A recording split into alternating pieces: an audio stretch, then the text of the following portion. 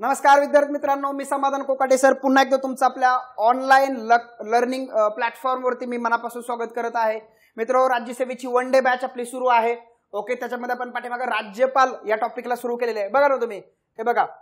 Okay, या ठिकाणी बघा. हा, आपण कुठे सुरुवात केलेली होती बघा, कार्यकारी मंडळामध्ये सुरू केलेली होती. बघा, कार्यकारी मंडळाची सुरुवात करत असताना मित्रांनो आपण पाठीमागे राष्ट्रपती, उपराष्ट्रपती, राज्यपाल यांना सुरू केलेली होती. ओके, आज आपण पंतप्रधान आणि मुख्यमंत्र्याला सुरुवात करतोय. बघा, मी तुम्हाला पाठीमागच्या वेळेला दिशा दिली होती की आपल्याला आता कार्यकारी मंडळ सुरू करायचं आहे. कार्यकारी मंडळ सुरू करत असताना आता केंद्राचं कार्यकारी मंडळ, राज्याचं कार्यकारी मंडळ. ओके, केंद्राच्या कार्यकारी मंडळाचे हेड राष्ट्रपती असतील, त्यानंतर या ठिकाणी त्यानंतरचं पद उपराष्ट्रपती असेल आणि त्यानंतर राज्याच्या कार्यकारी मंडळाचं हेड राज्यपाल असतील.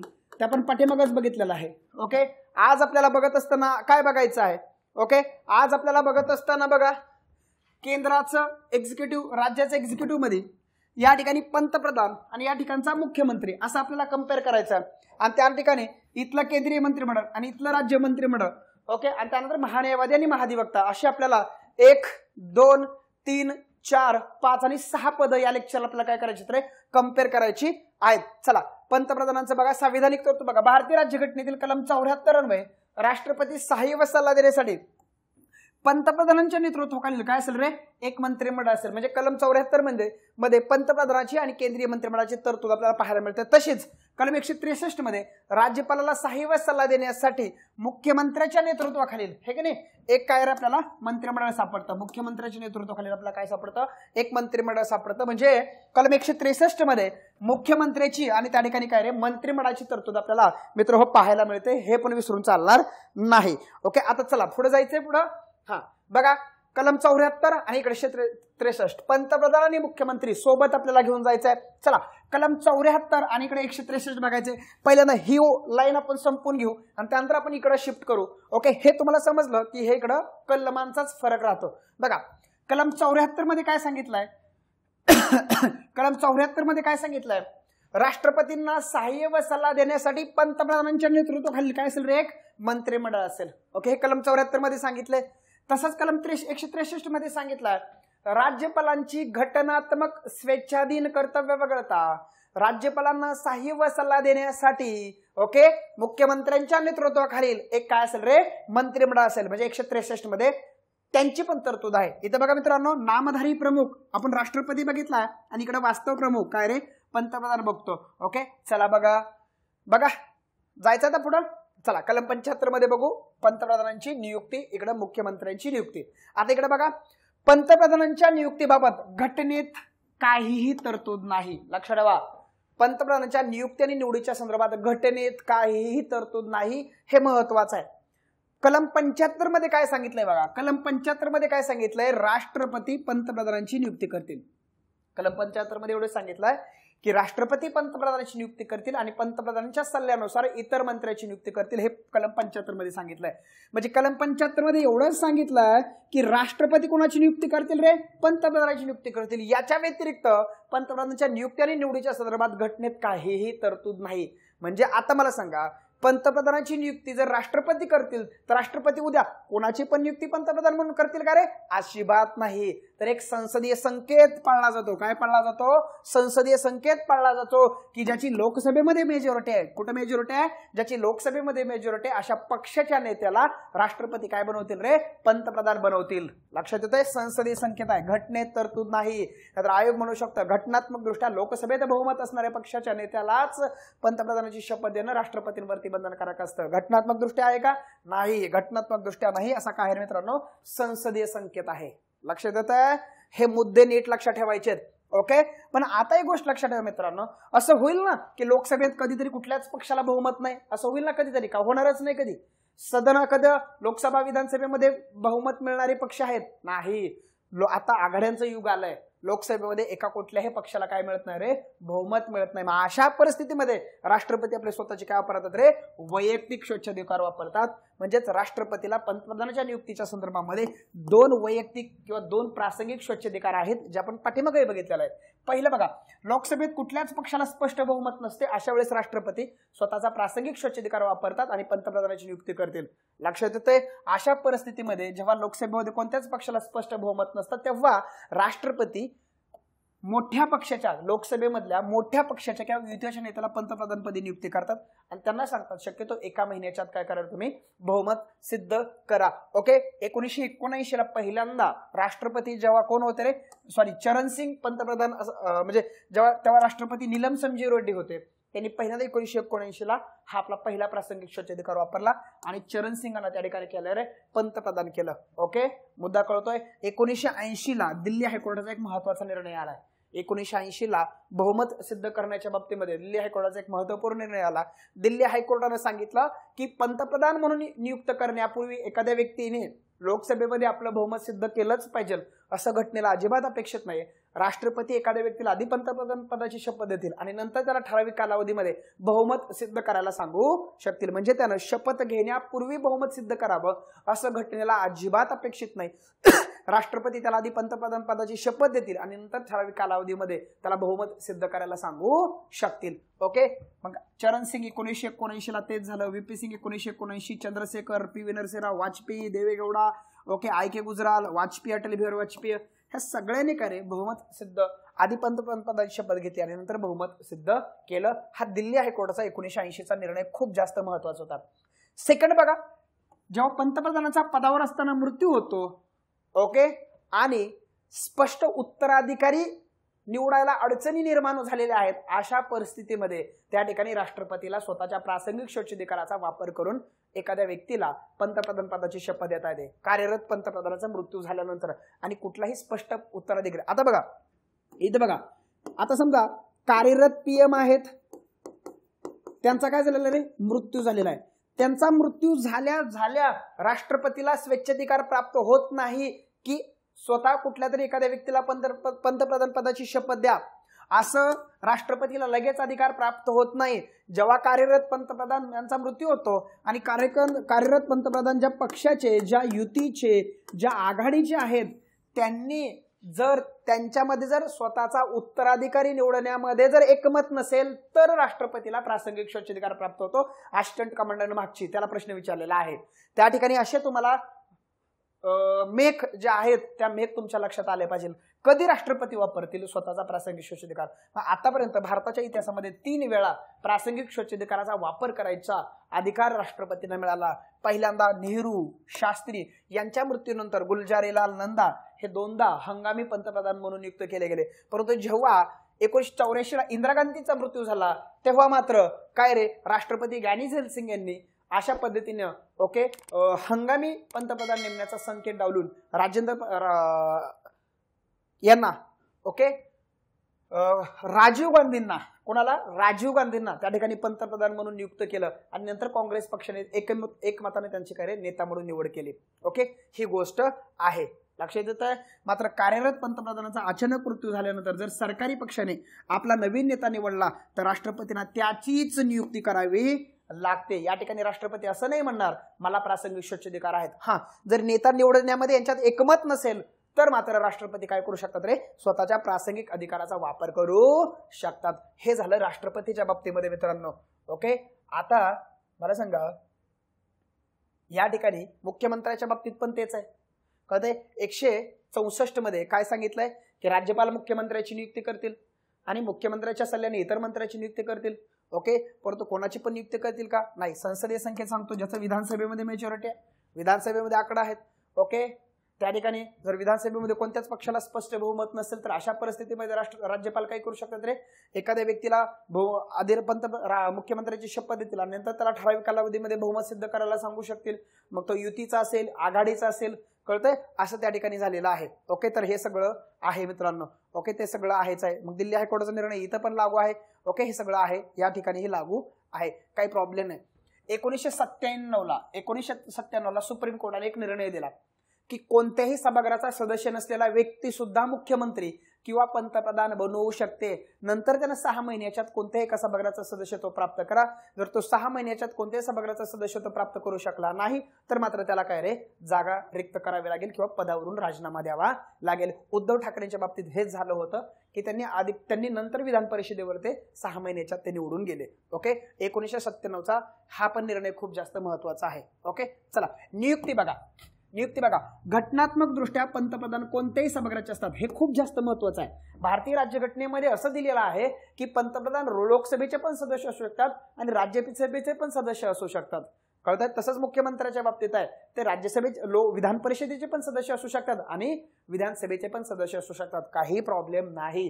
परंतु जनरली म्हणतो मी, जनरली मुख्यमंत्री किंवा पंतप्रधान हे विधानसभेचे किंवा लोकसभेचे सदस्य असतात. आतापर्यंत 4 असे पंतप्रधान होऊन गेले आहेत. किती पंतप्रधान होऊन गेलेत? 4 असे पंतप्रधान होऊन गेलेत जे राज्यसभेतून आले होते. इंदिरा गांधी 1996 ला, एच.डी. देवेगौडा 1996 ला, इथं 66 आहे, इथं 96 आहे. I.K. गुजराल 1997 आणि मनमोहन सिंग 2दा, UPA फर्स्ट आणि UPA सेकंड. इकडे बघा बर, राजगोपालाचारी मद्रास प्रांतामध्ये 1952 असतील, मोरारजी देसाई 1952 बॉम्बे प्रांत असतील, CB गुप्ता 1960 UP मधून असतील. ओके, ही लोक विधान परिषदेचे सदस्य असताना त्या ठिकाणी काय बनले होते रे? मुख्यमंत्री बनले होते. मला सांगा रे, ब्रिटनमध्ये काय तरतूद आहे? ब्रिटनमध्ये तरतूद काय आहे मला सांगा? ब्रिटनमध्ये तरतूद काय आहे? आपल्याकडे वरिष्ठ सभागृहाचा किंवा कनिष्ठ सभागृहाचा, दोन्हीपैकी कुठल्याही सभागृहाचा सदस्य PM बनवू शकते. मला सांगा, ब्रिटनमध्ये फक्त कनिष्ठ सभागृहाचा, ब्रिटनमध्ये वरिष्ठ सभागृहाच्या व्यक्तीला पंतप्रधान बनता येत नाही. त्या ठिकाणी हाऊस ऑफ लॉर्ड्सच्या सदस्याला PM बनता येत नाही. हे ब्रिटनमध्ये तरतूद आहे. तर हाऊस ऑफ कॉमनचा सदस्य पाहिजे. कळतंय? हाऊस ऑफ लॉर्डच्या सदस्याला त्या ठिकाणी PM बनता येत नाही. बघा, हेच गमक आहे. आपली पार्लमेंटरी सिस्टम आपण ब्रिटनकडूनच घेतली, परंतु हेच गमक आहे त्या ठिकाणी. लक्षात येते मला काय म्हणायचं? ती अशा गोष्टींवरती आयोग आपल्याला प्रश्न विचारू शकतो. चला लगेच जाऊ पुढे. राष्ट्रपती पंतप्रधानांना शपथ देतात, इकडे राज्यपाल मुख्यमंत्र्यांना शपथ देतात. परंतु आता एक गोष्ट लक्षात ठेवा, त्यांना मुख्यमंत्री म्हणून शपथ दिली जाते किंवा पंतप्रधान म्हणून शपथ दिली जाते का मंत्री म्हणून शपथ दिली जाते?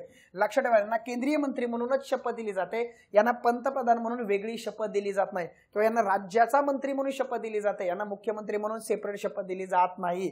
हा मुद्दा लक्षात ठेवा. ओके, चला कालावधी बघा, घटनेने निश्चित केलेला नाही. मग किती कालावधी असते? पहिल्यांदा राष्ट्रपतीची मर्जी असेपर्यंत. राष्ट्रपतीच्या मर्जीला कधीपर्यंत किंमत नाही? जोपर्यंत लोकसभेत मेजॉरिटी आहे तोपर्यंत. इकडे पण बघा, मुख्यमंत्र्याचा कालावधी किती? घटनेने निश्चित केलेला नाही. बरं, मग घटने निश्चित केला नाही तर कधी? राज्यपालाची मर्जी असेपर्यंत. बरं, राज्यपालाच्या मर्जीला कधीपर्यंत किंमत नाही? जोपर्यंत यांचं विधानसभेमध्ये बहुमत आहे तोपर्यंत नाही. मुद्दा कळाला? हे नीट लक्षात ठेवा मुद्दे. चला पुढे. अजून कालावधी बघा, पंतप्रधानांचा कालावधी किती वर्षाचा आहे रे? 5 वर्षाचा आहे. दोघांचा ह्यांचाही कालावधी किती वर्षाचा आहे रे? 5 वर्षाचा आहे. परंतु ह्यांचा 5 वर्षाचा कालावधी मुदतपूर्व संपुष्टात येऊ शकतो का? चला, मुदतपूर्व कधी संपुष्टात येऊ शकतो रे? यांचं लोकसभेचं समर्थन गमावलं, यांनी विधानसभेचं समर्थन गमावलं, यांनी राष्ट्रपतीकडे लेखी राजीनामा दिला, यांनी राज्यपालांकडे लेखी राजीनामा दिला, जसा उद्धव ठाकरेंनी दिला होता. ठीक आहे, पदावर असताना मृत्यू झाला. ओके, इथं बघा यांचा सेम तरतूद आहे. राष्ट्रपतींना लोकसभा विसर्जित करण्याचा सल्ला देऊन स्वतःचा कार्यकाळ ते संपुष्टात आणू शकतात, काही प्रॉब्लेम नाही. इकडे पण राज्यपालांना विधानसभा विसर्जित करण्याचा सल्ला देऊन स्वतःचा कार्यकाळ संपुष्टात आणू शकतात. असं केंद्रीय पातळीवर अनेकदा झालेलं आहे. 2004 ला पंतप्रधान अटल बिहारी वाजपेयी सरकार होतं, त्यांनी त्या ठिकाणी राष्ट्रपतीला सल्ला दिला आणि काय रे, विधानसभेचं विसर्जन घडवून आणलं. असं होऊ शकतं, काही प्रॉब्लेम नाही. ओके, कार्यकाळामध्ये होणारे घट आहे. पगार वेतन भत्ते बघा, संसदीय कायद्याद्वारे वेळोवेळी निश्चित केले जातात आणि पंतप्रधानांना मंत्र इतकाच वेतन भत्ते दिले जातात. इकडे राज्य विधिमंडळ कायदा आहे. ओके, चला, पंतप्रधान व मुख्यमंत्र्यांचे अधिकार व कार्य बघा. पहिल्यांदा बघा मंत्रिमंडळाच्या संदर्भामध्ये, दुसरं आपल्याला बघायचंय राष्ट्रपतीच्या संदर्भामध्ये आणि तिसरं आपल्याला बघायचंय संसदेच्या संदर्भामध्ये. कोणाच्या संदर्भामध्ये रे? संसदेच्या संदर्भामध्ये. इकडं मुख्यमंत्र्याच्या बाबतीत पण आपल्याला पहिलं बघायचंय मंत्रिमंडळाच्या संदर्भामध्ये, मंत्रिमंडळाच्या संदर्भामध्ये, त्यानंतर राज्यपालाच्या संदर्भामध्ये आणि तिकडं कोणाच्या रे? राज्य विधिमंडळाच्या संदर्भामध्ये. लक्षात ठेवा मित्रांनो. आता या ठिकाणी काय रे, मंत्रिमंडळाच्या संदर्भामध्ये असेल, इथं मंत्रिमंडळ हे कॉमनच आहे, पण राष्ट्रपतीच्या संदर्भामध्ये जे 78 कलम आहे किंवा इथं जे हे 167 कलम आहे, हे खूप जास्त महत्वाचं आहे. म्हणजे पंतप्रधान आणि राष्ट्रपती यांचे जे रिलेशन 78 मध्ये सांगितलेत किंवा मुख्यमंत्री आणि राज्यपाल यांचे जे रिलेशन 167 मध्ये सांगितलेत ते खूप जास्त महत्वाचे. त्या ठिकाणी प्रश्न हायलाइट होऊ शकतो. बाकी काय मंत्रिमंडळाच्या संदर्भामध्ये आहे, मंत्र्याची नियुक्ती कोणाची करायची वगैरे, त्याला त्याची राष्ट्रपतींना शिफारस करणं, मंत्र्यांना राजीनामा द्यायला सांगणं, त्यांच्यात खाते वाटप करणं, हे सगळंच आहे. किंवा लोकसभेचा ते नेते असतात. ओके, लोकसभा विसर्जित करण्याचा पंतप्रधानांना सल्ला देणं, राज्यपालांना राष्ट्रपतींना सल्ला देणं, कळतंय का? अधिवेशन बोलवणं, त्याच्या तारकाविरका वगैरे डिक्लेअर, म्हणजे बरेच कामं संसदेच्या संदर्भामध्ये आहेत जे आपण पुढे बघणारच आहोत टप्प्याटप्प्याने. परंतु प्रश्न इथं आहे राष्ट्रपतीच्या संदर्भामध्ये त्यांची कोणती कर्तव्य आहेत, जे 78 मध्ये 3 कर्तव्य दिलेत, किंवा इथं मुख्यमंत्र्यांची राज्यपाला संदर्भात कोणती कर्तव्य आहेत जे 167 मध्ये 3 दिलेत, तिथे प्रश्न हायलाइट होऊ शकतो. बाकी ठिकाणी प्रश्न हायलाइट होणार नाही. आपण तेच घेण्याचा काय करू रे, हायलाइट करण्याचा प्रयत्न करू. चला पुढे बघा. राष्ट्रपतीच्या संदर्भात कर्तव्य किती मध्ये सांगितलेत मित्रांनो, कलम 78 मध्ये सांगितलेत. ती कर्तव्य कोणती आहेत? पहिलं बघा, सर्व निर्णय, मंत्रिमंडळाचे सर्व निर्णय प्रस्ताव राष्ट्रपतींना कळवणं. पुढे बघा, राष्ट्रपतींनी मागवलेला माहितीचा पूर्तता करणं. ओके, पुढे बघा मित्रांनो, राष्ट्रपती अनुसार आवश्यक बाब मंत्रिमंडळाच्या विचाराधीन ठेवणं, हे पण खूप जास्त महत्वाचं आहे. त्यानंतर बघा, महान्यायवादी, महालेखा परीक्षक, संघ लोकसेवा आयोग, संघ लोकसेवेच्या आयोगाचे अध्यक्ष सदस्य, मुख्य निवडणूक आयुक्त, वित्त आयोगाचे अध्यक्ष व सदस्य यांच्या नियुक्तीबाबत राष्ट्रपतींना काय देणार आहे, सल्ला देणं. हे खूप जास्त महत्वाचं आहे. ओके, संसदेच्या संदर्भामध्ये आहेच आहे. पंतप्रधानाची इतर कार्य बघा, परकीय धोरणास आकार देणं. पुढील आयोगाचे अध्यक्ष कोण असतात तरी स्वतः पंतप्रधान असतात, ज्याच्यात नीती आयोग येतं, ज्याच्यात राष्ट्रीय एकात्मता परिषद येतं, ज्याच्यात आंतरराज्य परिषद येतं, ज्याच्यात राष्ट्रीय जलसंपदा परिषद येतं, राष्ट्रीय गंगा नदी खोरे प्राधिकरण येतं, अंतराळ विभाग येतं, अणुऊर्जा विभाग येतं, न्यूक्लिअर कमांड ऑथॉरिटी येतं, IBW असेल, NDMR असेल, CSIR असेल. ओके, सगळ्याचे अध्यक्ष कोण असतात, स्वतः पंतप्रधान असतात. ओके, मुख्यमंत्र्यांच्या बाबतीत बघा, मंत्रिमंडळाच्या संदर्भात त्यांची कर्तव्य, विधानमंडळाच्या संदर्भात कर्तव्य आणि राज्यपालाच्या संदर्भात त्यांची कर्तव्य जी आर्टिकल 167 मध्ये दिलेत ती खूप जास्त महत्वाची आहेत. बघा, राज्याच्या कारभाराचे प्रशासन विधानाने प्रस्तावासंदर्भात राज्यपालाने मागवलेली सगळी माहिती त्यांना पुरवणं. एखाद्या मंत्र्याने घेतलेला निर्णय आहे की नाही, पण मंत्रिमंडळाने विचार न केलेली अशी कोणतीही बाब राज्यपालाला जर आवश्यक वाटली तर ते मंत्रिमंडळाच्या विचार राखून ठेवायचा. ओके, मुख्यमंत्र्यांना सल्ला देऊ शकतात. मंत्रिमंडळाचे सर्व निर्णय व विधिनियमाचे सर्व प्रस्ताव मुख्यमंत्र्यांमार्फत राज्यपालांना कळवले जातात. हे सगळं 167 मध्ये आहे. राज्याचा महाधिवक्ता, राज्य लोकसेवा आयोगाचे अध्यक्ष सदस्य, राज्य निवडणूक आयुक्त, राज्याचे वित्त आयोगाचे अध्यक्ष सदस्य इत्यादींच्या नियुक्तीसाठी राज्यपालांना मुख्यमंत्री सल्ला देत असतात. हे लक्षात ठेवा. मुख्यमंत्र्यांची इतर अधिकार काय आहेत तेही लक्षात ठेवा. राज्य नियोजन मंडळाचे पदसिद्ध अध्यक्ष ते असतात, विभागीय परिषदेचे उपाध्यक्ष असतात. ओके, बाय रोटेशन हे लक्षात ठेवा. आंतरराज्य परिषदा, राष्ट्रीय विकास परिषदा या दोन्हीचे ते काय असतात रे, म्हणजे याच्या अध्यक्ष कोण असतात रे, पंतप्रधान असतात. इथले सदस्य ते असतात. राज्य शासनाचे प्रमुख प्रवक्ते असतात, राज्याचे नेतृत्व ते करत असतात. ओके, राज्याच्या सेवाचे राजकीय प्रमुख पण तेच असतात. ओके, वेगवेगळी मतं बघा. ओके, पंतप्रधानाच्या संदर्भात वेगवेगळी मतं बघा. लॉर्ड मोर्ले काय म्हणलं होतं बघा, पंतप्रधान हा समानातील प्रमुख असतो. हेच महत्वाचं आहे, बाकी काही खूप जास्त महत्वाचं नाही. समानातील पहिला असतात. मंत्रिमंडळात कॅबिनेट दर्जाच्या दर्जांमध्ये असणारी परंतु सर्व मंत्र्यांवर नियंत्रण देखरेख करणारी प्रमुख व्यक्ती म्हणजे पंतप्रधान असतात. ओके, पंतप्रधान म्हणजे मंत्रिमंडळ रूपी कमानीची मध्यशील असतात. की स्टोन ऑफ द कॅबिनेट असं मोर्ले म्हटले होते. हे विचारलं जाणार नाही. रॅम्से मूर बघा, पंतप्रधान म्हणजे राज्यरूपी जहाजाचा काय रे, सुकानोदर आहे. मनरो काय म्हणला होता, राज्यरूपी जहाजाचा कॅप्टन. सर विल्यम हार्कोर्ट काय म्हणले होते, पंतप्रधान हा ताऱ्यांमधला चंद्र आहे. लक्षात ठेवा, स्टार्स.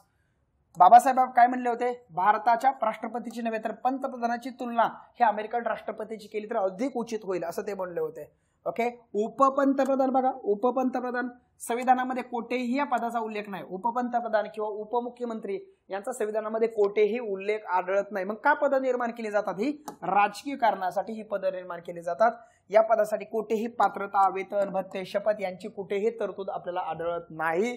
ओके, सर्वोच्च न्यायालय उपपंतप्रधान हे एक प्रकारचे मंत्रीच म्हणून काम पाहतात हे सांगितलेलं आहे. याच्या व्यतिरिक्त जास्त काही माहिती नाही. ओके, PMO कार्यालय. आता PMO कार्यालयाच्या बाबतीत सचिवालयामध्ये आपण माहिती बघणारच आहेत. लक्षात ठेवा, पंडित जवाहरलाल नेहरू यांनी 1947 मध्ये या पदाची या PMO कार्यालयाची त्या ठिकाणी स्थापना केलेली आहे. पंतप्रधान सचिवालय तेव्हा त्याला म्हटलं जायचं. लक्षात ठेवा, 1977 मध्ये तत्कालीन पंतप्रधान मोरारजी देसाई यांनी सचिवालयाचं महत्व कमी करण्यासाठी त्यांचं नाव बदलून टाकलं आणि काय केलं, पंतप्रधान कार्यालय असं केलं. नंतर पंतप्रधानाचे सचिव या कार्यालयाचे प्रमुख असतात. प्रधान हे पद पंतप्रधान गांधी यांच्या काळात तयार करण्यात आलं. हे पदाचा सर्वोत्तम कार्यभार स्वीकारणारे हक्सर हे पहिले सचिव होते. हे लक्षात ठेवा. ओके, पंच आयोगाच्या मुख्यमंत्री पदासंदर्भात शिफारशी आहेत, विचारल्या जाणार नाहीत पण एकदा बघून घ्या. मुख्यमंत्र्याच्या नियुक्तीसाठी स्पष्ट मार्गदर्शक तत्व असली पाहिजेत जेणेकरून राज्यपालाचा विवेकाधिकाराचं नियमन करता येईल. निवडणूक पूर्व युती हा एक राजकीय पक्ष मानला जावा. ओके, हे बाकी आहे. राज्य सरकार स्थापन होत असताना पदावर विचारलं जाणार नाही. लक्षात ठेवा मित्रांनो, हे मुख्यमंत्र्याच्या संदर्भात एवढं ठीक आहे. पुढे जे आपल्याला बघायचं आहे ते केंद्रीय व राज्य मंत्रिमंडळाच्या अनुषंगाने आपल्याला आता काही ज्या तरतुदी आहेत त्या तरतुदी बघायला लागतील. आतापर्यंत आपण पंतप्रधान आणि मुख्यमंत्र्यांच्या अनुषंगाने तरतुदी बघितल्या. आता केंद्रीय मंत्रिमंडळाचे प्रमुख हे पीएम आहेत, तर राज्य मंत्रिमंडळाचे प्रमुख हे सीएम आहेत. ओके, या अनुषंगाने केंद्रीय मंत्रिमंडळ व राज्य मंत्रिमंडळ यांच्या अनुषंगाने पण तरतुदी आपल्याला काय करणार आहे बघणं गरजेचं आहे. आतापर्यंत 20 मिनिटांमध्ये आपण पीएम आणि सीएम संपलेला आहे. इथून पुढच्या 20 मिनिटांमध्ये केंद्रीय मंत्रिमंडळ राज्य मंत्रिमंडळ संपवू आणि त्यानंतरच्या 20 मिनिटांमध्ये आपण काय संपवू, महान्यायवादी आणि महाधिवक्ता संपवू. असं एका तासामध्ये हा सगळा कार्यक्रम ओव्हर करून टाकू. चला, केंद्रीय मंत्रिमंडळ राज्य मंत्रिमंडळ इथं बघा कलम 74 मध्ये आपण पाठीमागे बघितलं होतं की राष्ट्रपतींना सहाय्य व सल्ला देण्यासाठी कुणाच्या नेतृत्वाखालील रे मित्रांनो, पीएमच्या नेतृत्वाखालील एक काय असेल रे, मंत्रिमंडळ असेल. ओके, मग 74 मधले पीएम ऑलरेडी आपण बघितले, 74 मध्येच मंत्रिमंडळाची सुद्धा तरतूद आहे. कलम 75 मध्ये काय सांगितलं होतं, राष्ट्रपती पीएमची नियुक्ती करतील आणि पीएमच्या सल्ल्याने कोणाची नियुक्ती करतील रे, केंद्रीय मंत्रिमंडळाची नियुक्ती करतील. सेम इकडे आहे. कलम 163 मध्ये सांगितलंय की राज्यपालांचे घटनात्मक स्वेच्छाधिकार वगळता राज्यपालांना सहाय्य व सल्ला देण्यासाठी कोणाच्या नेतृत्वाखाली रे, सीएमच्या नेतृत्वाखालील एक काय असेल रे, राज्य मंत्रिमंडळ असेल. राज्य काय असेल मित्रांनो, मंत्रिमंडळ असेल. हा मुद्दा कळाला का रे, सीएमच्या नेतृत्वाखालील काय असेल रे, एक राज्य मंत्रिमंडळ असेल. हे पण मुद्दे तुमच्या लक्षात आले पाहिजे मित्रांनो.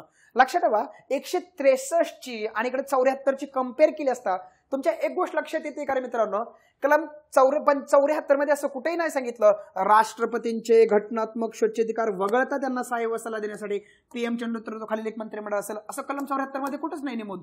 परंतु 163 मध्ये काय नमूद आहे रे, की राज्यपालांचे घटनात्मक स्वेच्छाधिकार वगळता. म्हणजे ह्याचाच अर्थ आपण पाठीमागे बघितलं होतं की राज्यपालाची घटनात्मक स्थिती ही राष्ट्रपतीपेक्षा दोन बाबतीमध्ये वेगळी आहे. एक म्हणजे त्यांना घटनात्मक स्वेच्छाधिकार 163 न त्यांना घटनात्मक स्वेच्छाधिकार पुरवलेत, तसे कलम 74 न राष्ट्रपतींना घटनात्मक स्वेच्छाधिकार पुरवलेले नाहीत.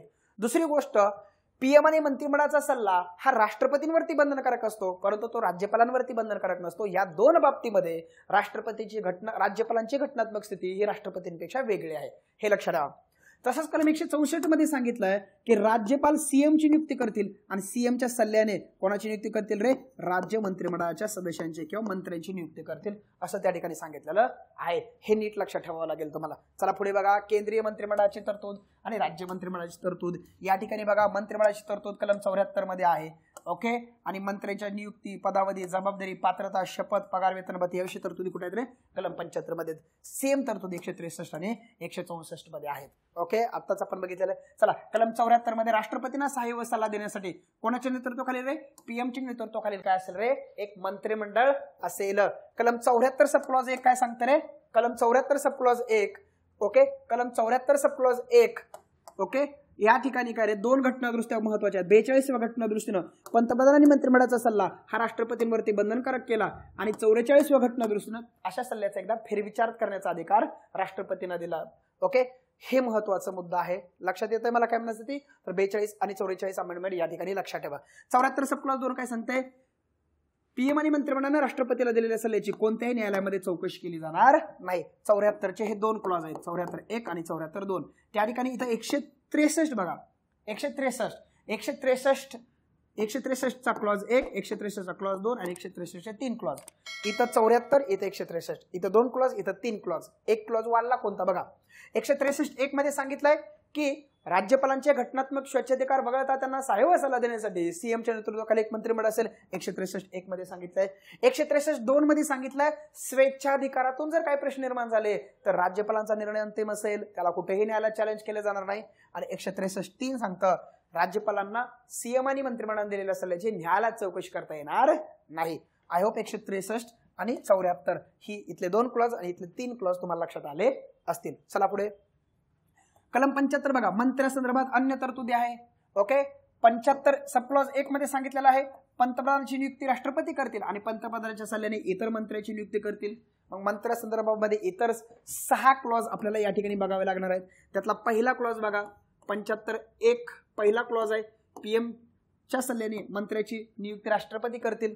ओके, 75(1) मधले 1A आणि 1B हे 2 क्लॉज खूप जास्त महत्वाचे आहेत. 75(1A) मंत्रिमंडळाचा आकार सांगतं. ओके, आणि 75(1B) पक्षांतर बंदी कायद्यानुसार एखादा व्यक्ती मंत्री बनायला अपात्र ठरेल. दोन्ही क्लॉज मित्रांनो 91वी घटना दुरुस्ती 2003 टाकलेले आहेत, हे लक्षात ठेवा. मंत्रिमंडळाचा आकार मॅक्सिमम किती असेल रे? मॅक्सिमम किती असेल? लोकसभेच्या 15%. हे या ठिकाणी लक्षात ठेवा. ओके, 75(2) काय सांगतं बघा, राष्ट्रपतीची मर्जी असेपर्यंत मंत्री आपले पद धारण करतील. या ठिकाणी लक्षात ठेवा, एखादा व्यक्ती जर पक्षांतर बंदी कायद्यानुसार, आता उद्या एकनाथ शिंदे साहेब जर पक्षांतर बंदी कायद्यानुसार अपात्र ठरले तर ते मंत्री राहायला सुद्धा अपात्र राहतील. मंत्री राहायला याने ते मुख्यमंत्री राहायला पण अपात्र ठरतील. हा त्यांचा अपात्रतेचा कालावधी किती असेल रे? उर्वरित विधानसभेचा कालावधी किंवा ते नव्याने निवडून येईपर्यंत, कळतंय, त्यांना नव्याने निवडून यावं लागेल, तेवढा त्यांचा अपात्रतेचा कालावधी राहील. 75(2) काय सांगते? राष्ट्रपतीची मर्जी असेपर्यंत मंत्री आपले पद धारण करतील. 75(3) काय सांगते? मंत्रिमंडळ सामूहिकरित्या कोणाला जबाबदार असेल? लोकसभेला, आणि मंत्र्याची शपथ राष्ट्रपती देतील. त्या पद्धतीने ते 3ऱ्या अनुसूचीमध्ये फॉर्मॅट असतील. 5 काय सांगते? सलग 6 महिन्याच्या कालावधीत संसदेच्या कोणत्याही सभागृहाचा सदस्य नसलेला त्याच्या व्यक्तीचे मंत्रिपद सुद्धा काय रे? संपुष्टात येईल. असा कालावधी संपता त्याचा मंत्रिपद सुद्धा संपुष्टात येईल. 6 काय सांगते? मंत्र्याचे वेतन व भत्ते संसदीय कायद्याद्वारे वेळोवेळी निश्चित केले जातील. लक्षात ठेवा, 74चे 2 क्लॉज आणि 75चे 6 क्लॉज, टोटल हे 8 क्लॉज नीट लक्षात ठेवायचं. पुढीलपैकी कोणती तरतूद कलम 75चा भाग आहे नाही असा जर प्रश्न विचारला तर इथल्या 6 तरतुदीमध्ये वरच्या 2 तरतुदी मिक्स होऊन हायब्रिड त्या ठिकाणी प्रश्न बनला जाऊ शकतो, असा प्रश्न आहे. त्याच ठिकाणी इकडं याला 74ला इकडे 163 आहे, 163चे 3 क्लॉज, आणि इकडे 75ला इकडे 164 आहे, 164 किती क्लॉज रे? 5 क्लॉज. ओके, तर हे नीट लक्षात ठेवायचं आहे तुम्हाला. ओके, चला येऊ मागे मी. चला, हे झालं 163. चला, 164 मध्ये मंत्र्यासंदर्भात अन्य तरतुदी, 164(1) मुख्यमंत्री व इतर मंत्र्यासंदर्भात तरतुदी आहे. 164(1) मध्ये मुख्यमंत्र्याची नियुक्ती राज्यपाल करतील आणि त्यांच्या सल्ल्याने इतर मंत्र्याची नियुक्ती करतील. परंतु या ठिकाणी अपवाद बघा, छत्तीसगड, झारखंड, मध्य प्रदेश, ओडिशा या ठिकाणी एक आदिवासी मंत्री नियुक्त करावा असं त्या ठिकाणी काय कंपल्सरी बंधन संबंधित राज्यपालांवरती आहे. या ठिकाणी बिहार पण होतं, परंतु बिहार 94 अमेंडमेंट 2006 त्या ठिकाणी वगळलेला आहे, हे लक्षात ठेवावं लागेल. 164(1) राज्य मंत्रिमंडळाचा आकार, 164(b) राज्य विधिमंडळाचा एखादा सदस्य जर पक्षांतर बंदी कायद्यानुसार अपात्र ठरला तर तो मंत्री राहायला सुद्धा अपात्र ठरतो. हे दोन्ही क्लॉज आहेत ते 91वे घटना दुरुस्ती 2003 समाविष्ट केलेलं आहे. राज्य मंत्रिमंडळाचा मिनिमम आकार किती? मिनिमम आकार किती? सीएम सह 12%, सीएम सह 12 पेक्षा कमी नाही आणि सीएम सह विधानसभेच्या 15% पेक्षा अधिक असणार नाही. म्हणजे या ठिकाणी मिनिमम पण आकार आहे आणि या ठिकाणी मॅक्सिमम आकार आहे. या ठिकाणी फक्त मॅक्सिमम आकार आहे लोकसभेच्या 15%, इथं मॅक्सिमम आकार विधानसभेच्या 15% आणि मिनिमम आकार 12 सीएम सह 12. ओके, 164(2) सामुदायिक जबाबदारी या ठिकाणी सांगितली. लोकसभा एका या ठिकाणी विधानसभा पाहिजे. विधानसभेप्रती काय रे? सामूहिक जबाबदारी. 164(3) शपथ सांगितली. 164(4) जो मंत्री कोणत्याही सभागृहाचा सलग 6 महिने सदस्य नसेल त्याचं मंत्रिपद संपुष्टात येईल. 164(5) वेतन भत्ते राज्य विधिमंडळाद्वारे ठरवले जातील. ओके, इथं बघा कलम 76 आपल्याला बघायचंय. इथं 74 झाला, 75 झाला आणि 76 कोण रे? महान्यायवादी. आपण पुढे बघू. इथं 163 झाला, 164 झाला, 165 महाधिवक्ता. पुढे बघू. चला, कलम 77 भारत सरकारचं सगळं कामकाज राष्ट्रपतीच्या नावानं चालवलं जातं. त्यासाठी ते 75(3) नुसार ते काय करू शकतात रे? नियमही तयार करू शकतात. 166 राज्य सरकारचे सगळे कामकाज राज्यपालांच्या नावानं चालवू शकतं, त्यासाठी ते नियम तयार करू शकतात, काही प्रॉब्लेम नाही. इथं बघा 163च्या संदर्भामध्ये आणि इकडे 74च्या संदर्भामध्ये 2 केसेस आहेत. एक UN राव विरुद्ध इंदिरा गांधी केस 1971 आणि शमशेर सिंह विरुद्ध पंजाब राज्य केस 1974. या ठिकाणी बघा, जरी लोकसभा विसर्जित झाली तरी राष्ट्रपतींना काळजी हो सरकारच्या सल्ल्यानुसारच काम करावं लागेल, किंवा इथं विधानसभा विसर्जित झाली तर राज्यपालांना त्या सीएम आणि मंत्रिमंडळाच्या सल्ल्यानेच काम करावं लागेल. इथं शमशेर सिंह विरुद्ध पंजाब राज्य केस 1974 काय सांगतं बघा, राष्ट्रपतीची किंवा राज्यपालाची मर्जी म्हणजेच त्यांची वैयक्तिक मर्जी असा त्याचा अर्थ होत नाही, तर ती मर्जी कोणाची असते रे? मंत्रिमंडळाची मर्जी असते. चला पुढं. मंत्री कोण होऊ शकतं? लोकसभा किंवा राज्यसभेचा सदस्य असलेला व्यक्ती ओके मंत्री होऊ शकतो, किंवा कोणत्याही सभागृहाचा सदस्य नसलेला व्यक्ती सुद्धा मंत्री होऊ शकतो. फक्त त्यानं 6 महिन्याच्या आत कोणत्याही एका सभागृहाचं सदस्यत्व प्राप्त करायला पाहिजे. इकडे पण सेम तरतूद आहे. चला पुढे. मंत्र्यांचे अधिकार, इथे प्रश्न विचारला जाऊ शकतो. कलम 88 आणि कलम 177. बघा इथं बघा मी काय सांगतोय बघा. एका सभागृहाचा सदस्य असलेला मंत्री, काय म्हणतो मी, एका सभागृहाचा सदस्य असलेला मंत्री दुसऱ्या सभागृहाच्या कामकाजात भाग घेऊ शकतो, परंतु मतदान कुठं करू शकतो, तो ज्या सभागृहाचा सदस्य आहे त्या ठिकाणी. किंवा कोणत्याही सभागृहाचा सदस्य नसलेला मंत्री दोन्ही सभागृहाच्या कामकाजात भाग घेऊ शकतो, परंतु तो मतदान कुठं करेल, त्याला मतदान कुठेच करण्याचा अधिकार असणार नाही. त्याचं कारण काय रे मित्रांनो, तो कुठल्याही ठिकाणी काय असणार नाही रे मित्रांनो, तो कुठल्याही ठिकाणी काय असणार नाही, सदस्य असणार नाही. त्याच्यामुळे कलम 88 नुसार केंद्रीय मंत्रिमंडळाचे अधिकार आणि कलम 177 नुसार राज्य मंत्रिमंडळाचे अधिकार हे तुमच्या लक्षात आले पाहिजे. ओके, हे तुमच्या काय आलं पाहिजे रे, लक्षात आले पाहिजे. कलम 88 नुसार काय सांगितलंय की बाबा लोकसभा आहे, राज्यसभा आहे. बघा लोकसभेचा सदस्य असलेला मंत्री हे फक्त अधिकार मंत्र्यांना आहेत, सदस्यांना नाहीत. एका सभागृहाचा सदस्य दुसऱ्या सभागृहाच्या कामकाजात भाग घेऊ शकत नाही. भाग कोण घेऊ शकतं, फक्त मंत्री. मग लोकसभेचा सदस्य असलेला मंत्री राज्यसभेच्या कामकाजात भाग घेऊ शकतो, पण मतदान कुठं करेल, फक्त लोकसभेमध्ये.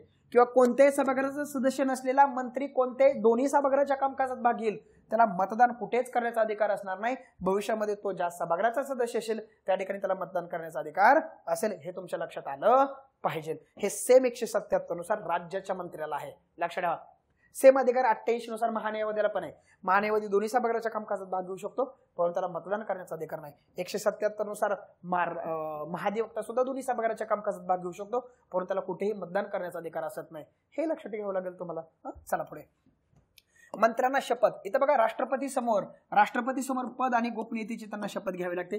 पंतप्रधानांना वेगळी शपथ दिली जात नाही, त्यांना केंद्रीय मंत्री म्हणून शपथ दिली जाते. इकडे राज्यपालाच्या समोर शपथ घ्यावी लागते. बाकी आपल्याला माहितीच आहे.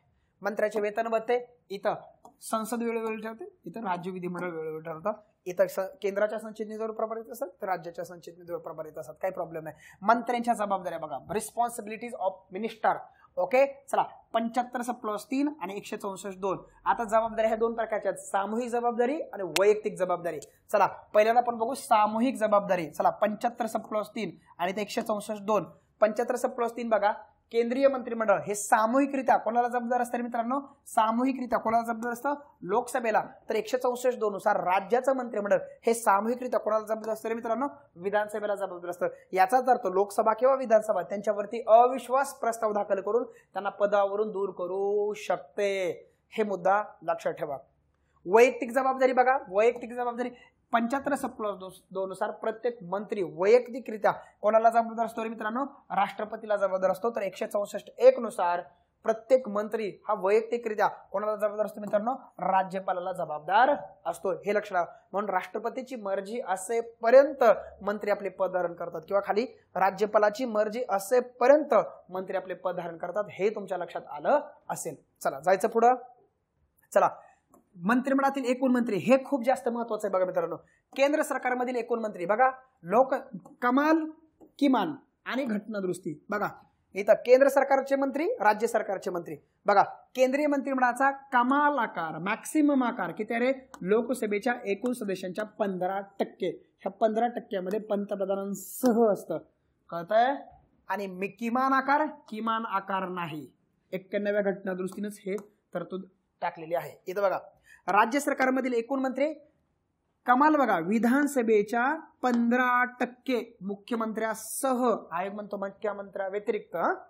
इथं बघा किमान आकार किती, 12 आणि कमाल आकार किती, 15%. विधानसभेच्या, आयोग या ठिकाणी म्हणू शकतो विधिमंडळ. हे पण लक्षात ठेवा, हे बारीक बारीक लक्षात ठेवा, आपल्याला लक्षात येत नाही. दोन्ही तरतुदी 91 टाकलेल्या आहेत. तिकडे बघा दिल्ली केंद्रशासित प्रदेशाच्या बाबतीमध्ये बघा, दिल्ली केंद्रशासित प्रदेशाच्या बाबतीत बघा कमाल आकार किती आहे, विधानसभेच्या 10% किंवा 7 मंत्री. कमाल किमान तेवढाच. तरतूद बघा 69वी घटनादुरुस्ती 1991, 239AA. पदोच्चरीच्या बाबतीत बघा कमाल किमान 6च, 1963चा ऍक्ट आहे. हे लक्षात ठेवा. पुढे बघा मित्रांनो, कॅबिनेट आणि मंत्रिमंडळ यातला डिफरन्सवर आपल्याला आयोग प्रश्न विचारू शकतं. कॅबिनेट आणि मंत्रिमंडळाच्या डिफरन्सवर सुद्धा आपल्याला काय करू शकतो रे, आयोग प्रश्न विचारू शकतात. चला, कॅबिनेट या शब्दाचा उल्लेख कुठे आहे रे, 352 सब क्लॉज 3. हे पण कलम मागच्या राज्यसभा मेन्सला विचारलेला आहे. मंत्रिमंडळ या शब्दाचा उल्लेख कुठे आहे, कलम 74 मध्ये आणि 163 मध्ये आत्ताच आपण बघितलेलं आहे. चला पुढे, यात कुणाचा समावेश होतो, कॅबिनेटमध्ये फक्त कॅबिनेट मंत्र्यांचा समावेश होतो. संरक्षण मंत्री, गृहमंत्री, कृषी मंत्री, मंत्रिमंडळामध्ये सगळे मंत्री, कॅबिनेट मंत्री, राज्यमंत्री, उपमंत्री सगळ्यांचा समावेश मंत्रिमंडळामध्ये होतो. घटनात्मक तरतूद बघा. बरं, कॅबिनेट शब्द हा मूळ राज्यघटनेमध्ये होता का, नाही. 44वी घटना दुरुस्ती 1978 टाकला. बरं, मंत्रिमंडळ ही ऑलरेडीच घटनात्मक संस्था आहे, लक्षात ठेवा, काही प्रॉब्लेम नाही. चला, पंतप्रधानांचा सल्ला बघा. कॅबिनेटमध्ये वरिष्ठ अनुभवी मंत्री असतात, त्यामुळे पंतप्रधानांना महत्वपूर्ण बाबीवर त्यांचा सल्ला देतात आणि कॅबिनेट सल्ला हा कुणावरती, सर्व मंत्र्यांवरती बंधनकारक असतो. एकदा बघा, हे मंत्रिमंडळाला पंतप्रधान मंत्रिमंडळाचा सल्ला घेऊ शकतात, परंतु असा सल्ला त्यांच्यावर काय नसतो रे, बंधनकारक नसतो, परंतु यांचा सल्ला बंधनकारक असतो, काही प्रॉब्लेम नाही. इथे बघा मित्रांनो, सामुदायिक जबाबदारी बघा. मंत्रिमंडळाची सामूहिक जबाबदारी कॅबिनेट मार्फत अंमलात आणण्यात आहे, कारण घटनेने सामूहिक जबाबदारी कोणाला दिली, मंत्रिमंडळाला दिली. मंत्रिमंडळ सामूहिकरित्या लोकसभेला जबाबदार असते, परंतु त्यांची सामूहिक जबाबदारी कोण अंमलात आणतं, कॅबिनेट अंमलात आणतं. चला पुढे, सामुदायिक कर्तव्य बघा. कॅबिनेटला सामूहिक कर्तव्य असतात, यांच्यापेक्षा कमी सामूहिक कर्तव्य मंत्रिमंडळाला असतात. चला पुढे, बैठका. कॅबिनेटच्या बैठका रेग्युलर होतात, यांच्या बैठका रेग्युलर होत नाहीत. चला, इथं बघा 15 ते 20, 30 पर्यंत पण जाऊ शकतात. इथं 60 ते 70 मंत्री असतात. इथं बघा, अधिकार बघा. वास्तविक अधिकार हे कॅबिनेटला असतात, यांच्या तुलनेमध्ये मंत्रिमंडळाला कमी अधिकार असतात. चला पुढे, इथं तेच दिलंय मी, काही प्रॉब्लेम नाही. इथे प्रश्न विचारला जाऊ शकतो, काही प्रॉब्लेम नाही. हे नीट लक्षात ठेवा, कॅबिनेट आणि मंत्रिमंडळातला फरक नीट लक्षात ठेवा.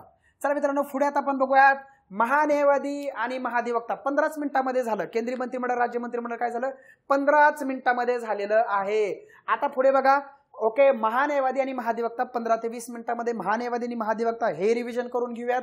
ओके, चला, महान्यायवादी बघा, प्रास्ताविक बघा, भारताचा महान्यायवादी, इथं बघा राज्याचा महाधिवक्ता.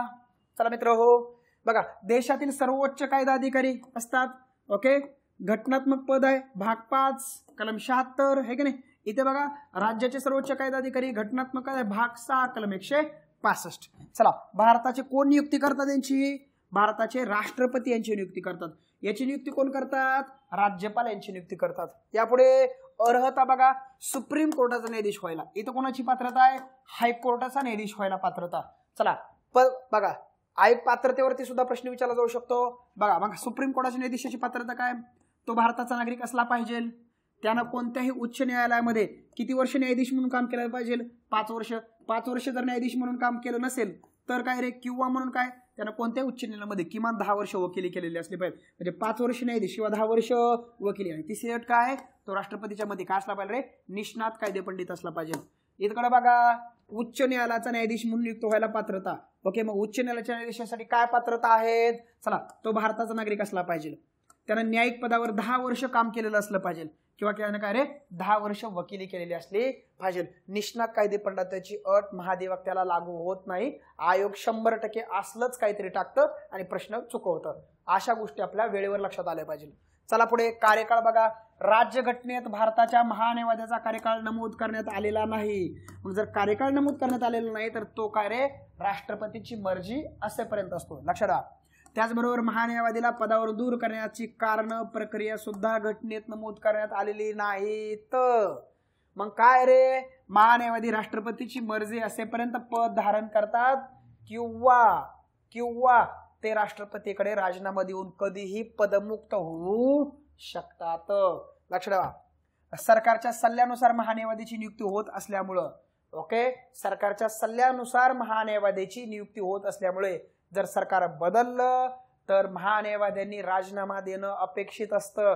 असा संकेत आहे, असा नियम नाही. असा काय आहे, संकेत आहे. असं घटनेत नाही, असा नियम नाही, असा संकेत आहे. कारण सरकार बदललं, दुसरं सरकार येणार आहे, ते सरकार नवा कायदा सल्लागार निर्माण करणार आहे, नियुक्ती करणार आहे, ह्याला असंही काढून टाकलं जाणार आहे, मग सन्मानानं तुम्ही राजीनामा द्या असं अपेक्षित असतं. असे प्रथा आहे, असं संसदीय संकेत आहे. चला पुढे आपण बघू. चला, यांचा कार्यकाळ बघा. याचा पण कार्यकाळ घटनेत नाही. ह्यांना पण पदावर दूर करायची कारण घटनेत नमूद नाहीत. मग काय रे, राज्यपालांची मर्जी असेपर्यंत, कळतंय, कोणाची मर्जी असेपर्यंत, राज्यपालांची मर्जी असेपर्यंत, कळतंय, ते राज्यपालांकडे कधीही राजीनामा देऊ शकतात कळतंय? सरकार बदललं ह्याने राजीनामा देणं अपेक्षित असतं, असा संकेत आहे, हे यालाही लागू आहे. चला अधिकार बघू आता आपण. भारताच्या महान्यायवादींना भारतीय राज्य क्षेत्राच्या सर्व न्यायालयामध्ये भारत सरकारच्या वतीने उपस्थित राहण्याचा अधिकार असतो. ओके, महान्यायवादींना पुढील कामकाजात हजर राहण्याचा अधिकार असतो, परंतु त्या ठिकाणी त्याला मतदान करण्याचा अधिकार नसतो. इथं कलम 88 लागू होतं बघा. चला, लोकसभा आणि राज्यसभा यांच्या कामकाजात भाग घेणं, संसदेची संयुक्त बैठक आणि संसदेची समिती ज्याचे ते काय असतात रे सदस्य असतात, अशा ठिकाणी त्यांना हजर राहण्याचा अधिकार असतो. ओके, इथं बघा सार झालंय 105 नुसार, कलम 105 नुसार ओके, संसदेच्या सभागृहाचे सदस्य आणि समित्यांचे सदस्य यांना प्राप्त असलेले सर्व विशेष अधिकार त्यांना प्राप्त झाले पाहिजे किंवा प्राप्त होतात, हे लक्षात ठेवा. ओके, हे 3 स्लाइड लक्षात ठेवा. चला इथे आपण घेऊयात. चला, राज्याच्या महाधिवक्त्यांना राज्याच्या राज्यक्षेत्रातील सर्व न्यायालयांमध्ये दुय्यम न्यायालयामध्ये उपस्थित राहण्याचा अधिकार आहे राज्य सरकारच्या वतीने. ओके, त्यांना महाधिवक्त्यांना पुढील कामकाजात भाग घेण्याचा अधिकार आहे. बघा इथे 177 कलम लागू होतं. कुठलं कलम लागू होतं? 177. बघा, विधानसभा आणि विधान परिषदेच्या कामकाजात भाग घेण्याचा अधिकार, राज्य विधिमंडळाच्या समितीमध्ये ते सदस्य आहेत त्या ठिकाणी भाग घेण्याचा अधिकार. इथं जॉईंट सिटिंग राज्य पातळीवर नसते, केंद्र पातळीवर जॉईंट सिटिंग असते कलम 108 नुसार. क्लिअर आहे? चला पुढे. इथं बघा अधिकार बघा कलम 194 नुसार राज्य विधिमंडळाच्या सभागृहाच्या सदस्यांना असणारे सर्व विशेष अधिकार वगैरे महाधिवक्त्यांना सुद्धा प्राप्त होतात. क्लिअर आहे? मर्यादा बघा, अमेरिकेच्या महान्यायवादीप्रमाणे भारतीय महान्यायवादींना कोणतेही कार्यकारी अधिकार असत नाहीत, कारण त्या ठिकाणी काय नाही स्वतंत्र कायदा मंत्री असतात. ओके, चला, ते भारत सरकारचे पूर्ण वेळ सल्लागार आणि शासकीय सेवक नसल्यामुळे ते खाजगी वकिली करू शकतात. परंतु खाजगी वकिली करत असताना त्यांनी एक गोष्ट लक्षात ठेवायची, प्रतिपक्ष जर केंद्र सरकार असेल तर त्यांना खाजगी वकिली करता येणार नाही. चला पुढे. भारताचे महान्यायवादींना भारत सरकारच्या विरुद्ध असलेल्या खटल्यात सरकारविरुद्ध कोणताही सल्ला देऊ शकत नाहीत. ते फौजदारी कारवाईत आरोपीचा बचाव करू शकत नाहीत आणि सरकारच्या परवानगीशिवाय कुठल्याही कंपनीचे संचालक पद भूषवू शकत नाही. इथं लक्षात घ्या, फौजदारी कारवाईत बचाव करू शकत नाही ह्याचा अर्थ दिवाणी कारवाईत बचाव करू शकतात. आणि दुसरी गोष्ट लक्षात ठेवा, सरकारच्या परवानगीशिवाय कुठल्याही कंपनीचं संचालक पद स्वीकारू शकत नाही ह्याचा अर्थ परवानगीने स्वीकारू शकतात. कळतंय? ह्या गोष्टी तुमच्या लक्षात आल्या पाहिजे. लक्षात आलं? इथे पण बघा इथे पण लक्षात ठेवा. बघा, राज्याच्या महाधिवक्त्यांना कोणतेही कार्यकारी अधिकार असत नाहीत. जरी राज्यामध्ये कायदा मंत्री नसले तर त्यांना कुठले एक्झिक्युटिव्ह अधिकार नाहीत. ते राज्य सरकारचे पूर्ण वेळ सल्लागार आणि शासकीय सेवक नसल्यामुळे ते खासगी वकिली करू शकतात. परंतु खासगी वकिली करत असताना लक्षात ठेवायचं, समोरचा प्रतिपक्ष जर राज्य सरकार असेल तर ह्यांना खासगी वकिली करता येत नाही, हे लक्षात ठेवा. इथं बघा, ते राज्य सरकार विरुद्ध असलेल्या खटल्यात सरकारविरुद्ध कोणताही सल्ला देऊ शकत नाहीत. ते फौजदारी कारवाईत आरोपीचा बचाव करू शकत नाहीत. ते सरकारच्या परवानगीशिवाय कोणत्याही कंपनीचं संचालक पद स्वीकारू शकत नाही. सेम प्रोव्हिजन या ठिकाणी आहे, नीट लक्षात ठेवायचा. चला पुढे. संबंधित कलम बघा, 76 कलम महान्यायवादीची घटनात्मक तरतूद, कलम 88 ओके, सभागृहाच्या संदर्भामध्ये त्यांना कामकाजात भाग घेण्याचा अधिकार, आणि कलम 105 त्यांचे विशेष अधिकार. 76, 88 आणि 105 महान्यायवादीची घटनात्मक तरतूद या 3 कलमांमध्ये आहे. एक प्रश्न विचारू शकतो. तसंच महान्यायवादी तसंच महाधिवक्त्याची घटनात्मक तरतूद सुद्धा या 3 कलमांमध्ये आहे. कुठलं? 165, 177 आणि 194. 165 मध्ये स्वतः त्याची घटनात्मक तरतूद, 177 मध्ये काय रे राज्य विधिमंडळाच्या संदर्भामध्ये कामकाजात भाग घेण्याचा अधिकार, आणि 194 काय रे संसद राज्य विधिमंडळ सदस्यांप्रमाणे असणारे त्याचे विशेष अधिकार. चला पुढे. भारताचा महाअधिकर्ता, याला बघा solicitor general of India, solicitor general of India आणि additional solicitor general of India असं बोललं जातं. चला, भारताच्या महान्यायवादी व्यतिरिक्त भारत सरकारचे इतर 2 कायदा अधिकारी महत्वाचे असतात. सॉलिसिटर जनरल ऑफ इंडिया 2 नंबरचा कायदाविषयक अधिकारी, सर्वोच्च कायदाविषयक अधिकारी, आणि 3 विषयक कायदा अधिकारी additional solicitor general of India. आता सॉलिसिटर जनरल ऑफ इंडिया आणि additional solicitor general of India हे काही घटनेत पद नाहीत, हे लक्षात ठेवा. हे वैधानिक पद आहेत. चला पुढे. या पदांचा घटनेत उल्लेख नाही. भारतीय महान्यायवादी व्यतिरिक्त असणारी इतर कायदा अधिकाऱ्यांची पद म्हणजेच काय रे सॉलिसिटर जनरल ऑफ इंडिया आणि additional solicitor general of India ही आहेत. चला पुढे. ते देशाच्या 2ऱ्या क्रमांकावरील आणि 3ऱ्या क्रमांकावरील उच्चतम कायदा अधिकारी आहेत. कॅबिनेटच्या नियुक्ती समितीद्वारे महान्यायवादींना त्यांच्या अधिकृत जबाबदाऱ्या पार पाडण्यासाठी आणि सहाय्य करण्यासाठी त्यांची काय केली जाते मित्रांनो? नियुक्ती केली जाते. हे तुमच्या लक्षात आलं पाहिजे. ओके मित्र हो, पाऊण तासामध्ये आपण कार्यक्रम ओके केलेला आहे. PM, CM, केंद्रीय मंत्रिमंडळ, राज्य मंत्रिमंडळ, महान्यायवादी आणि महाधिवक्ता यांचा कार्यक्रम आपण ओके केलेला आहे. काय अडचण असतील तर मला काय करायला तुम्ही मेसेज करत राहा. जो माझा नंबर पर्सनल नंबर आहे माझा 8600960738. काय तुमच्या अडचणी असतील तर मला या पर्सनल नंबरला हे करत जा. जर काही नसतील मेसेज करत जावा, कारण माझ्याकडे दिवसभराचं खूप काम असतं. फक्त मेसेज करत जावा. कॉल शक्यतो उचलले जात नाहीत माझ्याकडे. जर तुम्हाला कॉलच करायचे असेल तर 95 11 65 28 56 हे आपल्या ऑफिस नंबरवरती करत चला. ते मला निरोप देत राहतील. तुमचं जर थेट मला मेसेज करत झाला फक्त मी लगेच रिप्लाय करत जाईल, किंवा नसेल तर थोडा लेट असेल पण रिप्लाय करत जाईल. ओके, पॉझिटिव्ह असतील, ओके निगेटिव्ह असतील, जे काय असतील तर मला फीडबॅक देत राहा. ओके, चलो जायचंय पुढे. चला आता पुढे आपल्याला काय सुरुवात करायची मित्रांनो, पुढे आपल्याला काय सुरुवात करायची, संसद आणि राज्य विधिमंडळाला आपण सुरुवात करूयात. ओके, संसद आणि राज्य विधिमंडळ आणि तिसरा महत्वाचा घटक आहे न्याय व्यवस्था. ओके, हे 3 महत्वाचे मोठे टॉपिक आपल्यासाठी आहेत. त्या 3 मोठ्या टॉपिकचे आपण काय करू मित्रांनो, पुढे जाऊन काय करू रे, सुरुवात करू. ओके मित्र हो, या लेक्चरला आपण इथंच थांबतोय. भेटूया पुन्हा आपण पुढच्या लेक्चर मध्ये. Okay, thank you so much.